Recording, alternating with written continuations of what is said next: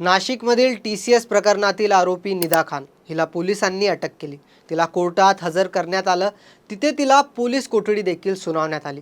कोठडीमध्ये निदा खान हिची चौकशी सुरू आहेच, पण तिला लपून ठेवणाऱ्या मतीन पटेल यांना हे प्रकरण चांगलंच भोवणार असण्याचं चित्र दिसत आहे। फक्त मतीन पटेलच नाही तर MIM देखील या प्रकरणामुळे विरोधकांच्या निशाण्यावर आली आहे। हे संपूर्ण प्रकरण काय आहे, तसेच यामुळे कोणाकोणाची कोंडी झाली आहे हे आपण या व्हिडिओच्या माध्यमातून समजून घेऊया। नमस्कार, मी अनिकेत जाधव आणि तुम्ही पाहत आहात टाइम महाराष्ट्र। नाशिकमधील TCS कंपनीतील धर्मांतर आणि लैंगिक शोषण प्रकरण चांगलंच तापलं आहे। या कथित कॉर्पोरेट जिहादानंतर राज्यातील आणखी काही कंपन्यातून देखील असे प्रकार उघडकीस आले होते। त्यामुळे नाशिक TCS प्रकरणाची सखोल चौकशी पोलिसांकडून केली जात आहे। या प्रकरणातील 6 आरोपींना नाशिक पोलिसांनी ताब्यात घेतलं होतं, परंतु एक आरोपी निदा खान ही फरार झाली होती।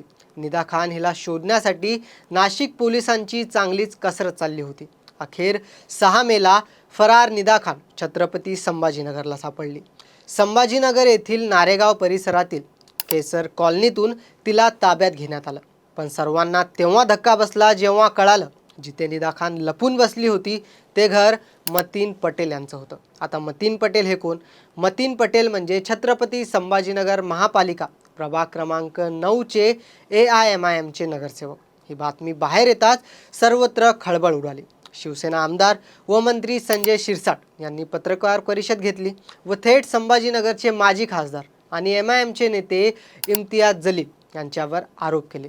इम्तियाज जलील यांनी आरोपी निदा खान हिला लपून ठेवलं होतं। या संपूर्ण प्रकरणाचे मास्टरमाइंड हे इम्तियाज जलील आहेत, असे आरोप संजय शिरसाट यांनी केले। या प्रकरणात आता निदा खान हिला लपवणारे मतीन पटेल यांच्या अडचणी चांगल्याच वाढताना दिसत आहे। MIM चे नगरसेवक मतीन पटेल यांना पोलिसांनी सहआरोपी केले।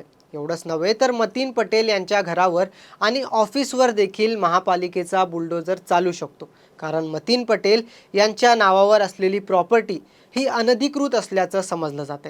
या प्रकरणासंदर्भात मतीन पटेल यांनी आपली मालमत्ता ही अनधिकृत नाही याबद्दलचे पुरावे सादर करावे अशा सूचना त्यांना देण्यात आल्या। जर त्यांच्या पुराव्यात अनियमितता आढळली असेल तर त्यांच्या मालमत्तेवर महापालिका बुलडोजर देखील चालू शकते।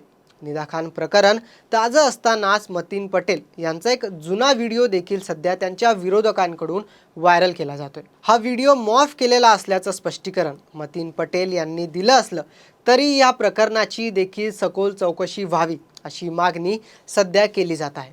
निदा खान प्रकरणात MIMच्या नगरसेवकाला सहआरोपी केल्याने MIM पक्षाच्या अडचणी देखील वाढताना दिसत आहे। MIM पक्षावर बंदी घालण्याची मागणी भाजप नेत्यांकडून केली जात आहे। ज्या प्रकारे PFI ही संघटना बॅन केली त्याच प्रकारे MIM या पक्षावर देखील बंदी आणावी, कारण MIM या पक्षाच्या माध्यमातून जिहाद केला जातोय अशी मागणी भाजपचे मंत्री नितेश राणे यांनी केली आहे। या प्रकरणातील आणखी किती धागेदोरे बाहेर येतील व त्यासंबंधी कोणती कारवाई केली जाईल हे पाहणं महत्त्वाचं ठरणार आहे। याविषयी तुम्हाला काय वाटतं हे तुम्ही देखील आम्हाला कमेंट करून जरूर कळवा आणि व्हिडिओ आवडला असेल तर लाईक आणि शेअर करा आणि आमच्या चॅनलला सबस्क्राईब करा।